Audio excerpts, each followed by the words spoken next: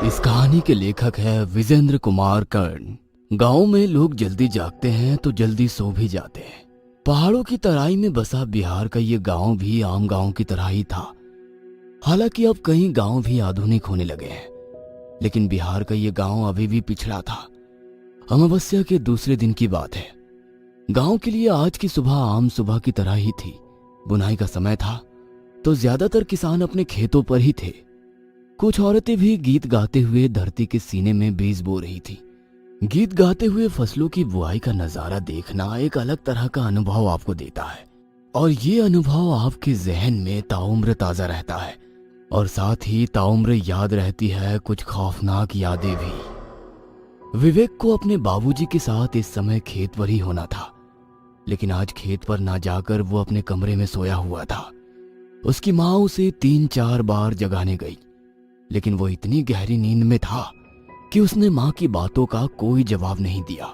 अमूमन ऐसा कभी नहीं होता था कि विवेक इतनी देर तक बिस्तर पर रहे। उसकी माँ को लगा कि क्या पता विवेक की तबीयत खराब हो, इसलिए उन्होंने उसके सिर को छुआ। विवेक का सिर लोहे की किसी गर्म छड़ की तरह था। हे भगवान, इसे तो तेज बुखार है। विवेक, विवेक बेटा, बेटा विवेक। लेकिन विवेक ने अपनी माँ की बात का कोई जवाब नहीं दिया। विवेक की माँ ने उसे फिर से जगाने की कोशिश नहीं की और घर के पीछे अपनी बाड़ी में लगे कुछ पत्तियों को तोड़ने चली गई, ताकि जागने के बाद उन पत्तियों का काढ़ा विवेक को पिला सके। गांवों में अभी भी ज्यादातर लोग अपनी छोटी मोटी बीमारी को अपने घर के बाहर बाड़ी में लगे जड़ी बूटियों के पौधों से ही ठीक कर लेते हैं। विवेक की माँ ने उन पत्तियों को तोड़ा और फिर सिलबट्टे पर उसे पीसने लगी। पीसने के बाद ही उन पत्तियों को काली मिर्च के साथ पानी में उबाला जाता है, फिर रोगी को पीने के लिए दिया जाता है। बहुत ही आजमाया नुस्खा था ये। खटर खटर खटर की आवाज सिलबट्टे से आ रही थी और सिलबट्टे पर पड़ी वो पत्तियां धीरे धीरे उसकी रगड़ से पीसती चली जा रही थी। तभी विवेक की माँ के कानों में कुछ अजीब सी आवाज सुनाई दी। उन्हें ऐसा लगा कि कोई जानवर गुर्रा रहा है। विवेक की माँ भागी वही घर के दरवाजे तक ये सोचकर आई कि कहीं कोई जंगली जानवर तो घर में घुस नहीं आया है। गांव में पहले भी कई ऐसी घटनाएं हुई है जिसमें पास के जंगलों से निकलकर कोई भेड़िया या चीता गांव के मवेशियों को उठाकर ले गया है। हालांकि ऐसी घटनाएं रात को ही ज्यादा हुआ करती थी। फिर भी एक अनचाहा डर विवेक की माँ को दरवाजे तक खींच लाया, लेकिन दरवाजा तो बंद था। उन्होंने राहत की सांस ली और फिर सिलवट्टे की ओर बढ़ने लगी। तभी उन्हें फिर से गुर्राने की आवाज आई, और ये आवाज विवेक के कमरे से आ रही थी। फिर से एक अनचाहे भय ने उन्हें घेर लिया और पल में ही ना जाने कितनी बातें उनके जहन में आ गई, और वो भागती हुई विवेक के कमरे की ओर गई। लेकिन जैसे ही वो विवेक के कमरे में गई, उनकी चीख निकल गई। विवेक की आंखें बिल्कुल चढ़ी हुई थी, उनका रंग सुर्ख लाल था और विवेक किसी जानवर की तरह गुर्रा रहा था। क्या हुआ बेटा, क्या हुआ?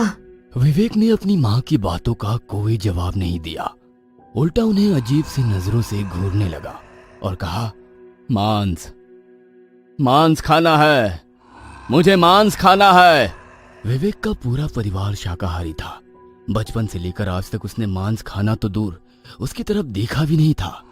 इसलिए उसके मुंह से ऐसी बात सुनकर विवेक की माँ को बहुत आश्चर्य हुआ।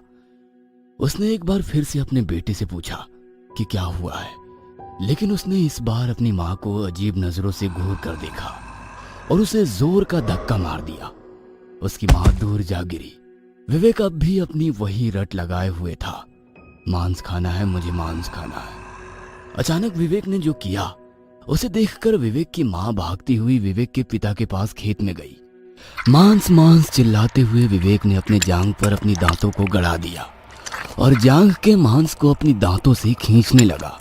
कुछ देर बाद उसके जांघ का एक बड़ा सा टुकड़ा उसके मुंह में था और वो उसे चबा रहा था। विवेक के पिता ने जब ये बात सुनी तो वे भागते हुए अपने घर की ओर आए, और जब वो घर पहुंचे तो वहां पर एक अजीब सी मनहूसियत का उन्हें आभास हुआ। उनकी दिल की धड़कनें इतनी जोर जोर से धड़कने लगी कि ऐसा लगा कहीं दिल ही बाहर ना आ जाए। विवेक अपने कमरे में मरा पड़ा था। उसके शरीर पर कई सारी चींटियां रेंग रही थी।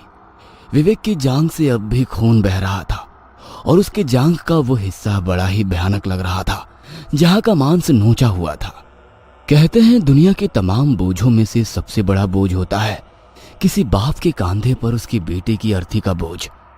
राम नाम सत्य है, राम नाम सत्य है। आवाज के साथ जब विवेक की अर्थी गंगा किनारे जा रही थी तो पूरे गांव के लोगों की आंखें गिली थी। गंगा किनारे जब विवेक का मृत शरीर आग के लपटों में खाक हो रहा था और उसका शरीर फिर से पंच तत्वों में मिलने वाला था, उसी समय वहीं दूर बैठे विवेक के दो पक्के दोस्त बनवारी और राजेश की आंखों में कल रात का दृश्य बार बार घूम रहा था। ऑर्केस्ट्रा के गाने और उस गाने पर स्टेज पर नाचती हुई डांसर के सामने खड़ी भीड़ बौराई हुई थी। विवेक, बनवारी और राजेश ने कभी ऑर्केस्ट्रा नहीं देखा था, केवल उसके बारे में सुना था, इसलिए वे तीनों भी उस ऑर्केस्ट्रा में पूरी जान लगाकर शोर मचा रहे थे। लेकिन उन तीनों को एक डर ये भी था कि उनके घर वालों को उनके ऑर्केस्ट्रा देखने की बात पता लगी तो उनकी जम के मरम्मत भी हो सकती है। इसलिए उन्होंने किसी को भी पास के गांव में हो रहे ऑर्केस्ट्रा के बारे में नहीं बताया था।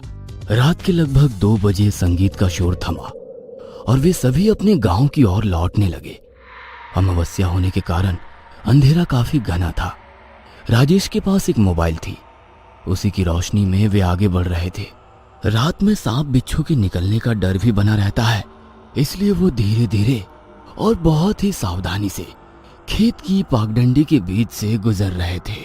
एगो बात बोले बनवारी, आज हमरा गधा का जन्म छूट गया। आज हमने भी ऑर्केस्ट्रा देख लिया रे।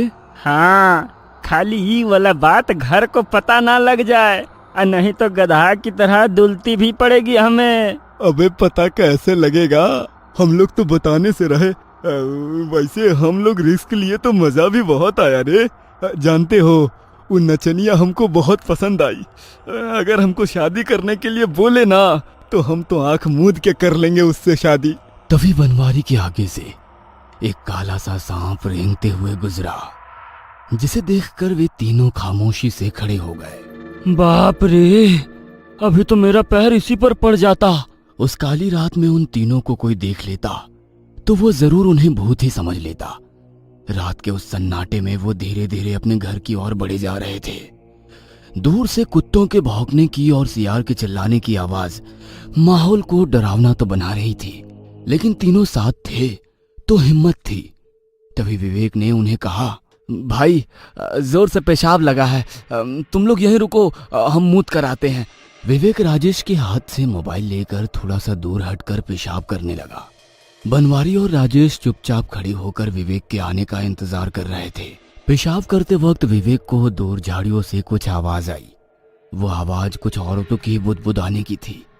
इतनी रात में यहाँ औरतों की आवाज कैसे आ रही है, ये सोचकर विवेक ने मोबाइल की टॉर्च की रोशनी उस तरफ फेंकी जिधर से वो आवाज आ रही थी। मोबाइल की उस हल्की रोशनी में विवेक ने जो देखा, उसे देखकर उसकी चीख हलक में अटक गई। वहां 3-4 औरतें काले कपड़ों में बैठी हुई थी और वे किसी पात्र में कुछ खा रही थी। विवेक ने जब गौर से देखा तो उन औरतों के पास 3 मुर्दा शरीर पड़े हुए थे। उसने उन मुर्दा शरीर की ओर और भी गौर से देखा तो एक शरीर तो उसका ही था, बाकी उसके दोनों दोस्तों के। वो चिल्लाते हुए वहां से भागा। बनवारी और राजेश ने जब उसकी आवाज सुनी और उसे तेजी से अपनी ओर भागते हुए देखा तो वे समझ गए कि जरूर वहां कोई जंगली जानवर है। वे तीनों बदहवास से भागते रहे। रात का सन्नाटा अब सन्नाटा नहीं रहा, वो तो उनके पैरों की आवाज और लुहार की धौंकने की तरह चलती उनकी सांसों की तरह हो गया था। लगभग 1 किलोमीटर भागने के बाद विवेक का पैर उसके पैरों में ही उलझ गया और वो नीचे गिर पड़ा। शायद उसके दोनों दोस्त आगे निकल गए थे। जमीन पर गिरे विवेक की सांसें लड़खड़ा रही थी। तभी उसने देखा कि वे औरतें जो पेड़ के नीचे बैठी हुई उसके मुर्दा शरीर को खा रही थी, वे उसे लगातार घूर रही है। विवेक चिल्लाने की कोशिश कर रहा था, लेकिन उसकी आवाज तो लगता था किसी ने छीन ली है। विवेक असहाय सा उन औरतों को घूर रहा था और अपनी मृत्यु को करीब देख रहा था। तभी राजेश और बनवारी उसके पास आए। राजेश के हाथों में टॉर्च थी। वे दोनों उससे कुछ बोलते उसके पहले ही विवेक पिशाचनी पिशाचनी कहता हुआ बेहोश हो गया। पिशाचनी, ये नाम सुनते ही राजेश और बनवारी थर थर कांपने लगे। उन्होंने अपने दोस्त को वहीं छोड़ा और वहां से भाग गए। विवेक खाक में मिल चुका था। बनवारी और राजेश एक दूसरे की ओर घूर घूर कर देख रहे थे और विवेक की कल रात की उस बात को याद कर रहे थे। 2 बज गए हैं रात के। 4 साढ़े 4 बजे पूरा गांव जागना शुरू कर देगा। हम लोगों को उनके जागने के पहले पहुंचना है। हम कह रहे हैं शॉर्टकट से चलो ना। तुम पगला गया है का? हाँ, तुमको पता नहीं है कि शॉर्टकट वाला रास्ता के बारे में गांव वाले क्या बोलते हैं? अरे तुम भी ना पगला है एकदम। गांव वाले तो पुराना वाला कुआं के बारे में भी बोलते हैं कि उसमें लक्ष्मी चाची की आत्मा रहती है। हाँ, कभी देखा है कोई? अरे कोई देखा होगा तभी तो बोला होगा। तुम ये कहो ना कि तुम्हारा उस रास्ता से जाने से फट रहा है, क्योंकि गांव वाले कहते हैं कि अमावस्या की रात को वहाँ पिशाचनी लोग साधना करने आती हैं और आज अमावस्या ही है। विवेक तो उस रात खेतों में ही मर गया था। पिशाचनी ने उसके शरीर पर कब्जा कर लिया था और वो उसके घर बनवारी और राजेश की तलाश में गई थी। शमशान घाट में बैठे बनवारी और राजेश के दिमाग में एक ही बात घूम रही थी कि वे तीनों ही उस रास्ते से गुजरे हैं। उन तीनों को ही पिशाचनी ने देखा होगा। इसका मतलब मरने की बारी अब उन दोनों की है। उन्होंने ये तय किया कि गांव के बुजुर्गों को कल रात की पूरी बात बताएंगे। क्या पता उनके पास इस बात का कोई हल हो और वे उन्हें मरने से बचा लें। वे दोनों विवेक के पिता के साथ बैठे गांव के और लोगों के पास गए और कल रात घटी सारी घटना के बारे में उन्हें विस्तार से बताने लगे। जब वो कल रात की कहानी उन्हें बता रहे थे तभी शमशान घाट में 2 और लाशें आई। बनवारी और राजेश के पिता उन लाशों के साथ रोते बिलखते चले आ रहे थे। राम नाम सत्य है, राम नाम सत्य है की आवाज चारों ओर गूंज रही थी।